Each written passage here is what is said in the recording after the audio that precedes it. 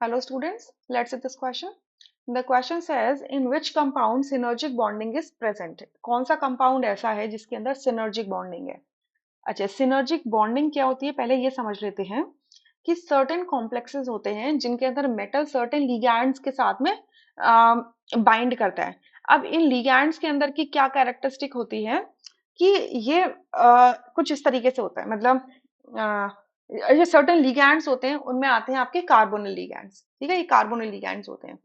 अब ये carbonyl ligand अगर इसका स्ट्रक्चर देखा जाए कार्बोनिल का, तो ये कुछ ऐसा दिखेगा आपको अगर समझने की कोशिश करो. यहाँ से कार्बन है, इसकी वैलेंस शेल में कितने 4 इलेक्ट्रॉन है. ठीक है, और ये ऑक्सीजन है, इसकी वैलेंस शेल में 6 इलेक्ट्रॉन है. ठीक है, 2 इलेक्ट्रॉन्स की क्या करते हैं, म्यूचुअली शेयर करते हैं, जिससे ऑक्सीजन का ऑक्टेट तो कंप्लीट हो जाता है, बट कार्बन का ऑक्टेट कंप्लीट नहीं होता. इसकी ऑक्टेट में भी 6 इलेक्ट्रॉन नजर आएंगे. ये इलेक्ट्रॉन डेफिशिएंट है, तो ऑक्सीजन क्या करता है, अपना एक लोन पेयर इसको डोनेट कर देता है. ठीक है, जिससे ऑक्सीजन के ऊपर तो पॉजिटिव चार्ज आ जाता है और कार्बन के ऊपर नेगेटिव चार्ज हो जाता है, बट दोनों का ये ऑक्टेट कंप्लीट रहता है. क्लियर. अब क्योंकि कार्बन के ऊपर नेगेटिव चार्ज है, तो कार्बन क्या है, इलेक्ट्रॉन रिच है. तो ये इलेक्ट्रॉन रिच कार्बन अपना ये जो लोन पेयर है, ठीक है, अपना ये जो लोन पेयर है, ये क्या करता है, मेटल के वेकेंट डी ऑर्बिटल के अंदर डोनेट कर देता है. कोई मेटल का वेकेंट डी ऑर्बिटल होगा, उसमें क्या कर देगा, डोनेट कर देगा.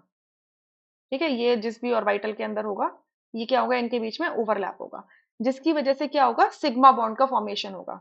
ये होगा लिगैंड टू मेटल ट्रांसफर. ये क्या हो रहा है, लिगैंड से मेटल की तरफ ट्रांसफर हो रहा है. ठीक है, अब ऐसा होते ही मेटल पे क्या हो जाएगा, नेगेटिव चार्ज आ जाएगा, मतलब एक्स्ट्रा इलेक्ट्रॉन्स आ जाएंगे.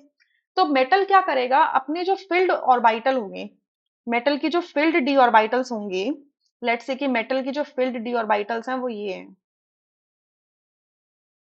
ठीक है, ये क्या करेंगी, ये जो कार्बोनिल का कार्बन है, इसकी सर्टेन कुछ मॉलिक्यूलर ऑर्बिटल्स होंगी जो सेम सिमेट्री के होंगे मेटल के डी ऑर्बिटल के साथ में. इसके साथ में क्या करेगा, इस तरीके से बॉन्डिंग करेगा, जिसकी वजह से पाई बॉन्ड का क्रिएशन होगा, मतलब लैटरल ओवरलैपिंग करेगा. ठीक है, तो मेटल क्या करेगा, अपने फिल्ड डी ऑर्बिटल से कार्बोनिल कार्बोनिल की जो एंटी बॉन्डिंग मॉलिक्यूलर ऑर्बिटल होंगी, vacant anti bonding molecular orbital होंगी, उसमें इलेक्ट्रॉन डेंसिटी को ट्रांसफर कर देगा. यहाँ पर क्या होगा, मेटल टू लिगैंड ट्रांसफर होगा. तो इसी बॉन्डिंग को हम क्या कहते हैं, सिनर्जिक बॉन्डिंग कहते हैं. सिनर्जिक या फिर बैक बॉन्डिंग, इसको हम कहते हैं सिनर्जिक बॉन्डिंग या फिर back bonding.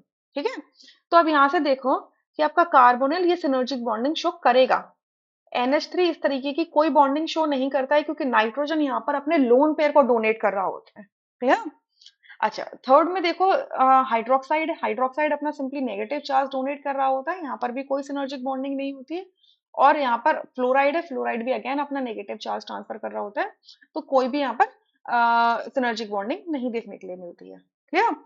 Carbonyl overall neutral है, क्योंकि वन पॉजिटिव वन नेगेटिव को कैंसिल आउट करके जीरो हो जाता है, तो ओवरऑल न्यूट्रल है. क्लियर.